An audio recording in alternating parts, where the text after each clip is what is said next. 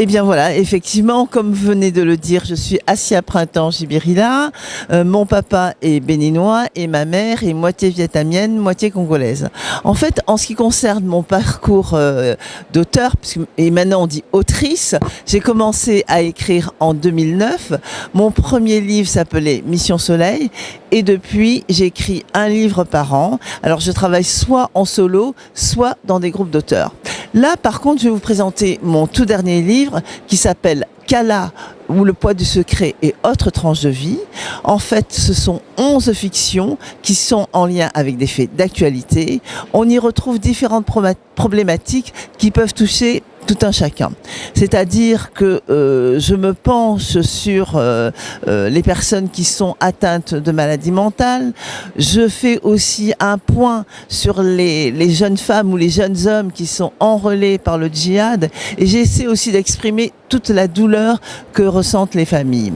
Mais je parle aussi d'autres thèmes comme l'homosexualité, la guerre en RDC. À cet effet, je voudrais effectivement rendre hommage au docteur Mukwege et également à Nadia Mourad, tous les deux qui viennent d'être primés.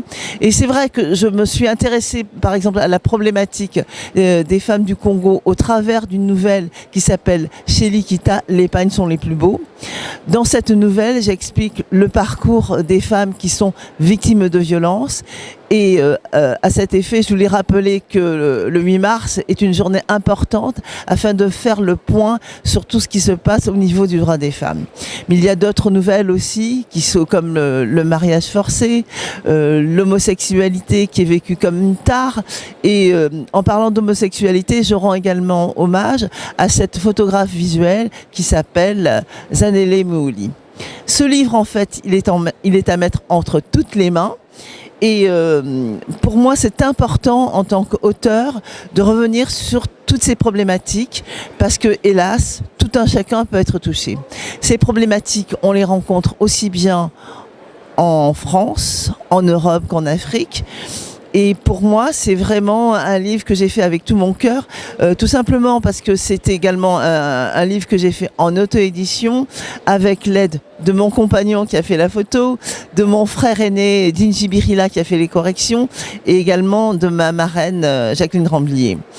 Ensuite, comme je suis je suis une femme considérée comme une auteure féministe, je voudrais aussi vous présenter Elle, qui a été éditée en 2013 et que j'ai été présentée en Guyane grâce à l'intervention de Madame Lobel qui m'avait invitée dans le cadre de la Journée internationale des droits de la femme.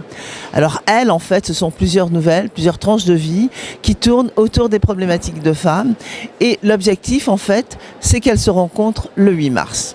Alors voilà, c'est vrai que je suis très bavarde. Il faut m'arrêter si effectivement vous sentez que c'est trop. Je voudrais aussi parler de Afrique, qui a été, il y a 2 ans, l'Afrique a été le thème du Printemps des poètes. Et alors celui-ci, il a une petite particularité parce qu'il est fait en 3 parties. La première partie, en fait, ce sont des jeunes femmes au cours d'une guerre civile. Ensuite, ce sont 30 poèmes coup de poing sur l'Afrique, où effectivement je parle de toute la douleur que j'éprouve par rapport aux problématiques qui se déroulent en Afrique. Et la dernière à laquelle je tiens, c'est une nouvelle à laquelle je tiens particulièrement, puisqu'en fait, dans cette nouvelle, je relate l'installation de mon grand-père vietnamien, Tang Van Sao, au Congo.